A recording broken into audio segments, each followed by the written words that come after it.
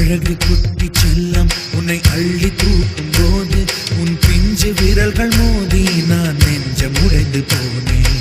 ஆளை கடத்தி போகும் உன் கண்ண குழியின் சிரிப்பில் விரும்பி மாட்டிக்கொண்டு